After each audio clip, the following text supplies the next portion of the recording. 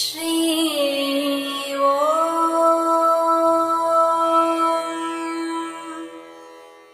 ஸ்ரீ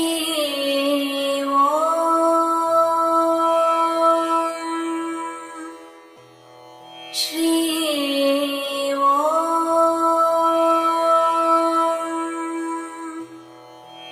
ஸ்ரீ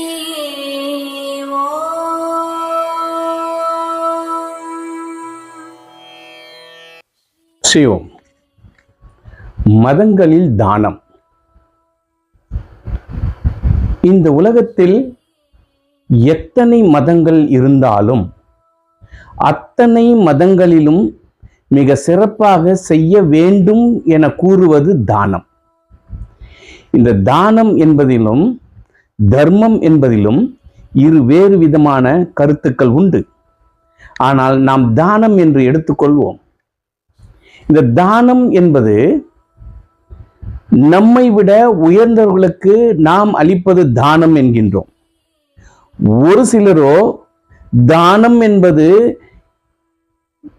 யார் கேட்கிறார்களோ அல்லது கேளாமலும் அவர்களுடைய தேவைகளை அறிந்து கொடுப்பது தானம் என்கின்றார்கள்.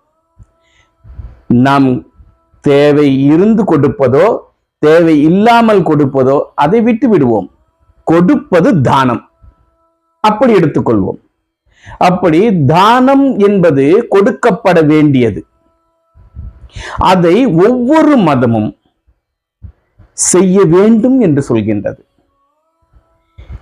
இந்து மதத்திலே எடுத்துக்கொள்ளுங்கள்.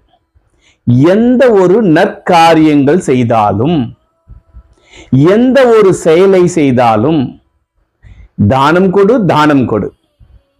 வீட்டு கிரகப்பிரவேசம் செய்ய வேண்டுமா, தானம் கொடு. பூஜை செய்ய வேண்டுமா, பூஜையின் கடைசியில் தானம் கொடு. இப்படி இந்த தானத்தை மிக மிக அதிகப்படியாக கூறுகின்றது. சொல்ல போனால் உட்கார்ந்தால் தானம், நின்றால் தானம் கொடு. இதுதான் இந்து தர்மத்தின் கொள்கை. சரி, அடுத்த மதங்கள் என்ன? இஸ்லாத்தை எடுத்துக்கொள்ளுங்கள். அவர்கள் செய்யக்கூடிய இரு பெரும் பண்டிகைகள் விழாக்களிலும் அதற்கு முன்பாக தன்னை சுற்றியுள்ளவர்களுக்கு தானங்கள் கொடுத்துவிட்டு அந்த பண்டிகையை கொண்டாட வேண்டும் என்று குறிப்பிடுகின்றது. அங்கேயும் தானம் மிக மிக அவசியம் என்று சொல்கின்றது.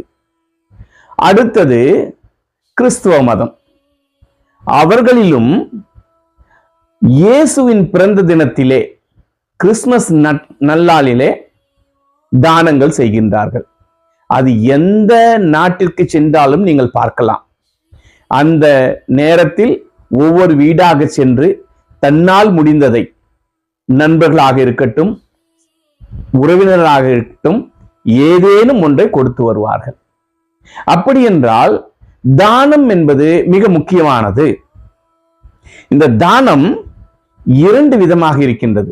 ஒன்று, பலன் எதிர்பார்த்து கொடுப்பது தானம். பலன் எதிர்பாராமல் கொடுப்பது தர்மம் என்கின்றார்கள். நம் விடுவோம், அந்த குழப்பத்திற்குள் போக வேண்டாம். ஏற்கனவே நான் கூறிவிட்டேன் அதை பற்றி. தானம் என்றே வைத்துக் கொள்வோம். ஒன்று எதிர்பார்த்து கொடுப்பது, இன்னொன்று எதிர்பாராமல் கொடுப்பது. இந்த எதிர்பார்த்து கொடுப்பது தான் அனைத்துமே. எதற்காக கொடுக்கின்றோம்? முதலிலே தானம், எனக்கு நான் நன்றாக இருக்க வேண்டும், அதற்காக பூஜை செய்கின்றேன், இந்த தானம் வைத்துக்கொள். நான் இந்த பூஜையை எங்கள் வீட்டிலே செய்கின்றேன், இந்த மாட்டை தானமாக வைத்துக்கொள். வஸ்திரத்தை தானமாக வைத்துக்கொள். உணவை தானமாக பெற்றுக்கொள். இப்படி தானங்கள் கொடுத்து கொண்டிருக்கிறோம். எதற்காக? நான் நன்றாக இருக்க வேண்டும், என் குடும்பம் நன்றாக இருக்க வேண்டும், நான் செய்கின்ற செயல்கள் நன்றாக வர வேண்டும் என்பதற்காக தானங்கள் செய்கின்றோம். அப்படி என்றால் நாம் இந்த தானங்கள் செய்வதனால் நாம் எதிர்பார்ப்பது நம்மளுடைய நலனை. இன்னொரு இடத்தில் நாம் என்ன செய்கிறோம்? நாம் மற்றவர்கள் அறியாமல், எதையும் எதிர்பாராமல். அப்படி என்றால் யாரோ ஒருவர் வருகிறார், நம்மிடம் கேட்கின்றார், ஐயா எனக்கு உணவில்லை, உணவு கொடுங்கள். யாரோ ஒருவர் வருகின்றார், ஐயா எனக்கு வஸ்திரம் இல்லை, வஸ்திரங்கள் கொடுங்கள்.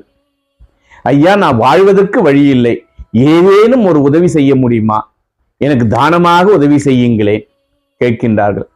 அவர்களிடம் நாம் ஏதோனும் எதிர்பார்க்கின்றோமா? எதுவும் எதிர்பார்ப்பதில்லை.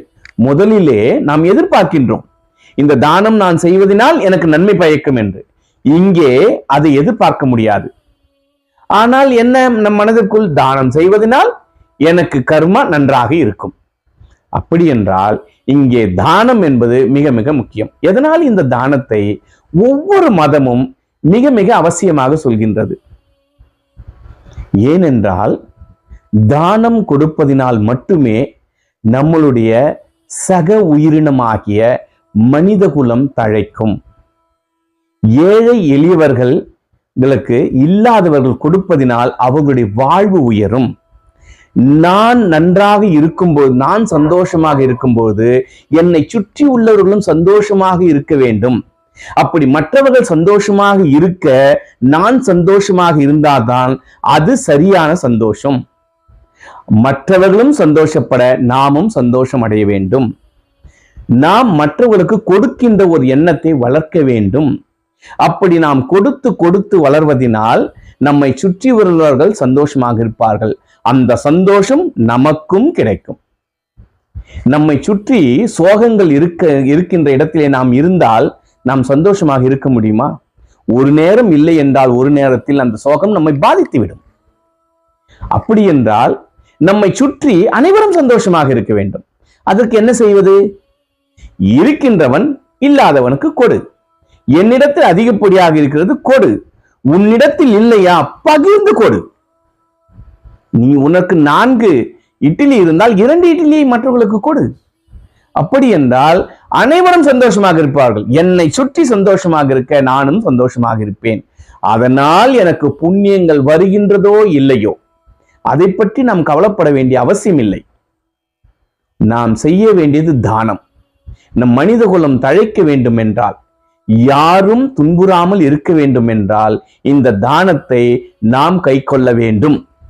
இதனால்தான் தானம் தர்மங்கள் என்றும் சொல்கின்றார்கள். தர்மங்கள் என்பது வாழ்வியல் முறை, இன்னொன்று எதிர்பாராமல் கொடுப்பது என்கின்றோம்.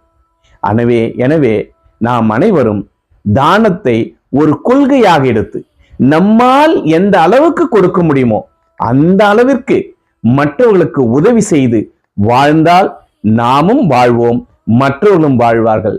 நாமும் சந்தோஷம் அடைவோம், மற்றவர்களும் சந்தோஷம் அடைவார்கள். தானத்தை நாம் கைக்கொள்வோம். ஸ்ரீயோ.